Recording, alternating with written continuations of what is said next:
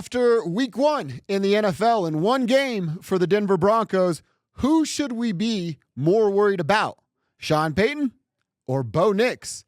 I know it's a weird conversation, but it has to be had, and we're going to do it next.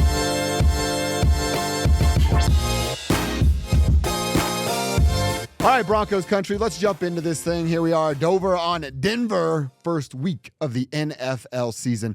I got to start with this before I go in on Sean Payton. They won. I had to remind myself that like 50 times yesterday. They won. Take the breath.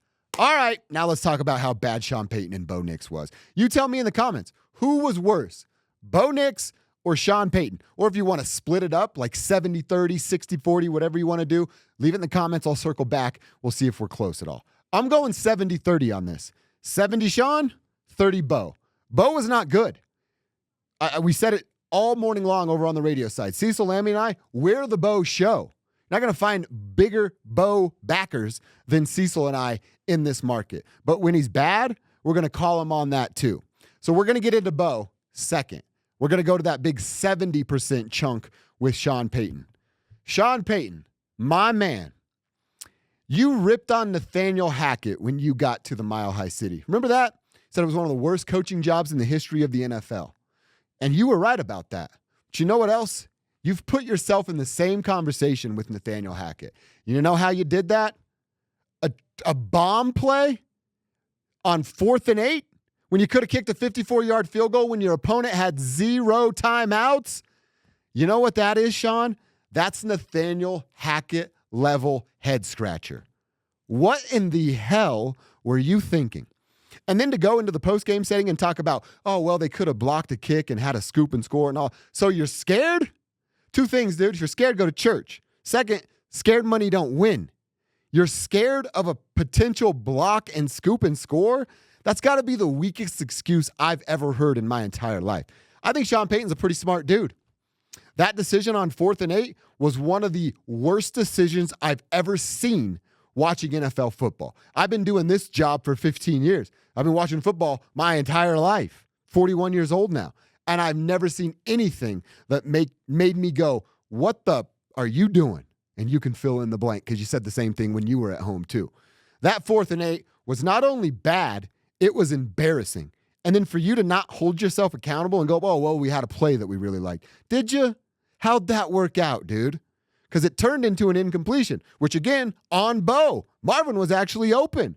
Bo couldn't find the dude. So that 4th and 8, just absolutely ridiculous from Sean Payton. Cannot believe I saw that from a dude that's that smart. And then let's go back to the beginning of the game. The first drive and then the second drive for the Denver Broncos. After the first drive, they had 8 pass plays to 1 rushing attempt. 8-1. And Sean Payton had all of us thinking they were actually going to be balanced. Sean Payton had me believing for the second straight year that the running game is a young quarterback's best friend. Yeah, it is when your head coach knows how to use one, and Sean does not. So it was 8 passes to 1 run after the first drive. You know what it was after drive number 2? 14-3. 14 passes to 3 runs. You want to talk about balance and then you roll out with that nonsense? Sean Payton did himself no favors with the way he coached this football game. And then, by the way, the overall total, 40 passes to 30 runs. Take Bo Nix's 8 away, well, it's 40 passes to 22. Shout out Northglenn High School for my -8 math right there. That's not balanced, man. That's not how you win football games. You have to establish the run. That big R.J. Harvey 50-yard run, and then J.K. Dobbins finding the back of the end zone shortly thereafter.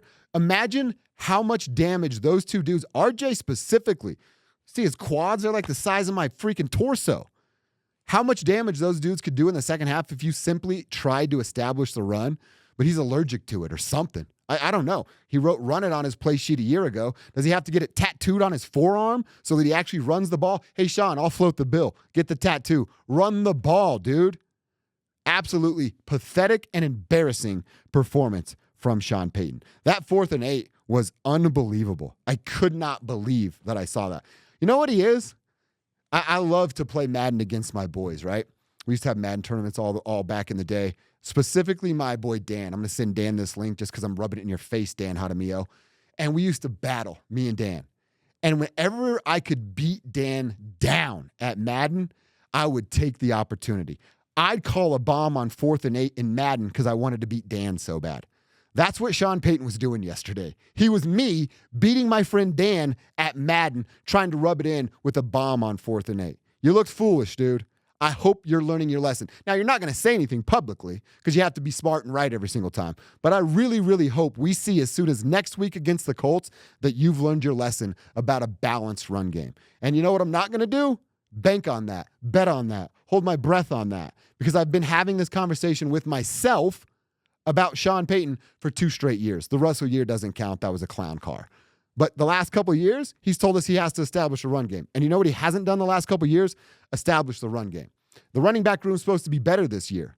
I wouldn't have known because Sean Payton did not run the football. Pathetic, and it has to be better.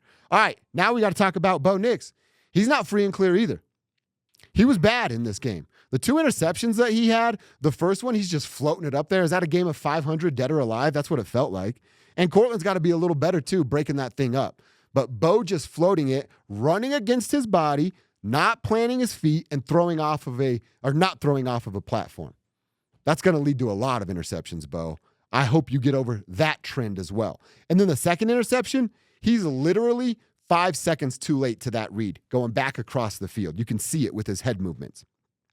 5 seconds too late. And then not only is he late, he's throwing off platform once again, and he's trusting that rocket arm of his, but the problem was it wasn't a rocket on that play. The DB comes in and obviously jumps the pass, jumps the route, and gets the interception. So I don't know when it started, but Bo Nix trusting his arm strength more than his brain is a big problem for the Denver Broncos.